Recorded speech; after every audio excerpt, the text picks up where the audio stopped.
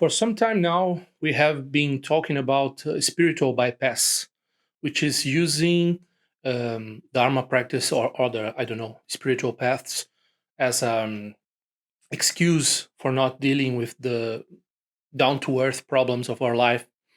But I propose there is another extreme, which comes from this book by Khyentse Rinpoche, Not for Happiness, in which we have this therapeutical bypass.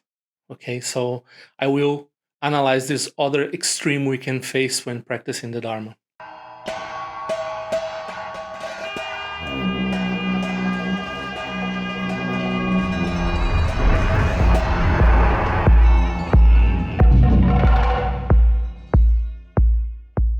So this is my first video in English, apart from recitation of the Samadhi Sutra that I have started last week.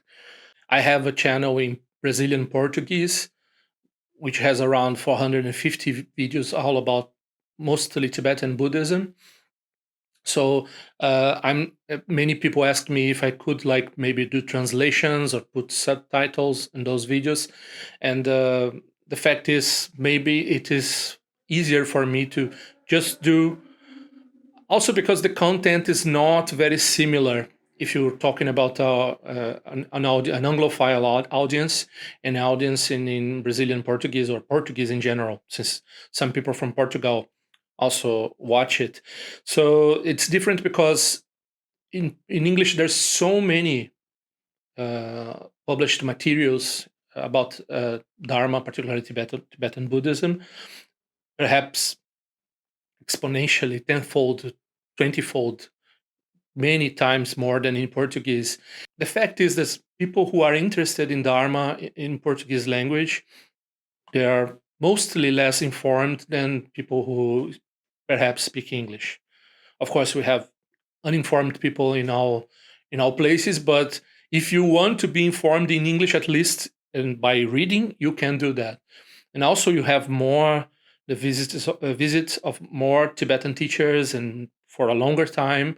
So Dharma is English has become a central language to Buddhism in the last 20, 40 years. So that's not the case in Portuguese, with Portuguese. So I was reading this passage in Not for Happiness. It says, "It is such a mistake to assume that practicing Dharma will help us calm down and lead an untroubled life. Nothing could be farther from the truth. Dharma is not therapy. Quite the opposite. In fact, Dharma is tailored specifically to turn your life upside down. It's what you sign up for. So when your life goes pear-shaped, why do you complain? If you practice and your life fails to capsize, it is a sign that what you are doing is not working. This is what distinguishes the Dharma from New Age methods involving auras, relationships, communication, well-being, the inner child, being one with the universe, and tree hugging. From the point of view of Dharma, such interests are the toys of samsaric beings, toys that quickly bore us senseless." So this passage took me to think about spiritual bypass, because I think I have been like a Dharma bum, someone who lives around Dharma and someone who produces content a lot around Dharma. And I am also a translator to Brazilian Portuguese on many Dharma contents. So as someone who has and doing a lot of voluntary work also, and has not really have a career outside Dharma. So like I can recognize myself as a Dharma bum. So I have lots of personal difficulties also. So for a while, if I didn't think properly about it, I kind of it was tempting for me to use Dharma as an excuse. So if I don't have money, it says, I'm not attached to worldly gain. Or if I'm isolated and I say, well, it's better to isolate myself, then I can do practice better. So in one sense, it's contentment. Whatever happens in my life, I can, try to integrate. On the other hand, sometimes it becomes like an excuse. So this is a spiritual bypass. This is when you try to use Dharma to not correct situations, bad situations, negative situations around money, family, relationships, etc., that you have in your life. So you think, well, since I'm Dharma practice, is like that, then I don't need to deal with those things, or I don't need to face these problems. This is one extreme. This happens. I can talk about. I can talk from personal experience. So this happens. If you take this the Dharma as an excuse not to deal with the down to earth problem, not practicalities of your life, and then of course you are doing spiritual bypass, then you need to deal with it, perhaps with therapy, perhaps, I don't know, you need to find a job, you need to work, you need to deal with the practicalities of your life, and not use the Dharma as an excuse to do that.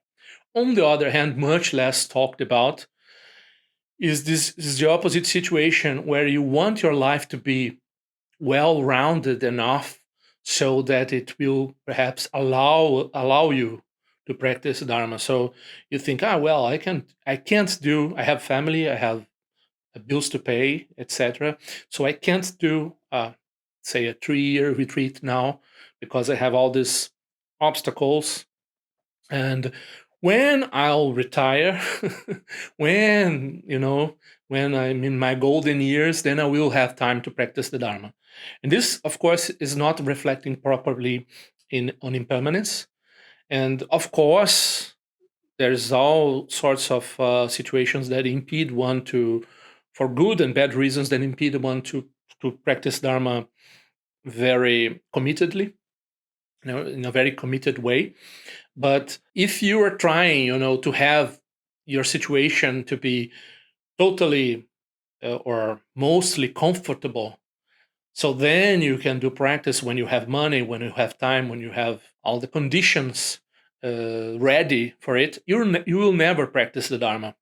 On one hand, if you don't have a career, if you're a Dharma bum like me, if you don't have a career, if you don't have a proper commonsensical, practical, down-to-earth way of dealing with the issues in your life, if you can do practice, if you can really practice the Dharma, then at least you can do that, and then you should do that. And you should not wait for things to fix themselves, or for you to fix them before you do the practice. You put like if you take refuge, the practice, the Dharma is the priority. So anything else comes later. So if you're focused in a Buddhism of results, of material results, of samsaric results, and samsaric results, as Rinpoche says, is even like being calm, being in that's also when you take a time to do volunteer work in a Dharma center, and you think, oh, everything will be very peaceful and everything will go very nicely because everyone practices the Dharma, and then you go there and actually live with those people, with the Sangha, then mostly, as I always say, my life here in Porto Alegre, not so near to the Sangha, is much easier than living in a Dharma center. So like just this wish of being comfortable, or being in a comfort zone, or being calm and being composed, this is not truly, and the word spiritual, maybe not the better one, but it's not truly spiritual, not really dharmic, of course, there's a type of calm which the Buddha recommended and which is good for you and for other beings, but that is not this resort type of relaxation, massage-like type of relaxation, this beer type of relaxation. Or as Rinpoche sometimes says, perhaps better than do a retreat, then you go, if that's your goal, then go do some massage, go do some partying, go to the beach, and then take a vacation and enjoy your life a little bit. And then that's a practice for those kinds of ailments, those kinds of anxieties, etc. So if you're doing, as the quotation says, if you're doing Dharma for that, then you're wasting the best. Rinpoche says, in other occasions, he has said, if you're practicing for these kinds of results, it's like you're planting rice, but you're keeping you're keeping the husks of the rice and throwing away the actual thing that you need from it, the dharma, the results of the dharma. So uh, yes, the spiritual bypass extreme does exist. I know from personal experience that is. I am confessing, I have used in the past the dharma as an excuse not to deal with the practicalities of life, because those things don't really matter, and this is a problem. You should look at you can't like just throw yourself in the dharma without any sense of taking care of the minimal practicalities or how you're going to live and pay your bills, etc. On the other hand, if you think you need to solve things before you practice the dharma, and if you need to do therapy, like, there's a little bit of a corporative mindset amongst Dharma people who are also therapists, and many therapists and psychiatrists and psychologists. Sometimes it seems like, well, you need to do therapy before you meditate. You need to, get your things right before you do Vajrayana practice, or I don't know what, because if you don't do that, then you face many hardships, etc. So that's maybe somewhat true in the sense that we're talking about, but also maybe there's some message of we are needed. You can pay us to arrange your situation before you do is this before you focus on dharma practice. This is not so good. This idea is not the best one. So I highly recommend Rinpoche's book, especially if you're doing Nundro. If you're not doing Nundro, it's also a good read. It is not an easy read because it's not for happiness. I have lots of stories around this book. It was not happiness for me. Sometimes you have these two extremes that you need to moderate. That's not the best idea in the Dharma. You have to go beyond the extremes. But sometimes there is a moderation message too. So not too practical and not too, dharmic. Of course, dharmic and practical are not incompatible. But if you're facing some trouble and trying to compatibilize these two ideas in your mind, then prioritize the Dharma and don't forget about the practical. I think, that's a moderate way of looking at it. So when you're doing Nundro or reflecting on the four thoughts that turn the mind to the Dharma, then of course the idea of spiritual bypass is not so important. You don't need to think about doing therapy, or you have your life in the practical down to earth stuff, but your focus is the Dharma. Of course, the Dharma is your priority, and you don't know, you might not have the next breath. So you're trying to fix things that are truly unfixable because samsara has no solution. So if you have good conditions or bad conditions, if the conditions allow for the Dharma and you're not putting stress on people around you, much stress on people around you, then focus on Dharma. Then it's better to focus on Dharma. Then spiritual bypass is like it's like maybe advertisement for therapists. But if you're trying to use the Dharma as an excuse for not to deal with practicality, then spiritual bypass is a good idea to think about. I think that was my method. I repeated that 10 times along this video, but so I hope I have come across with my message. I don't know if my English is good enough for that, but anyways, so let's meet each other at the Dharma Center, or let's do practice together, and I hope everything goes well for us all. That's right.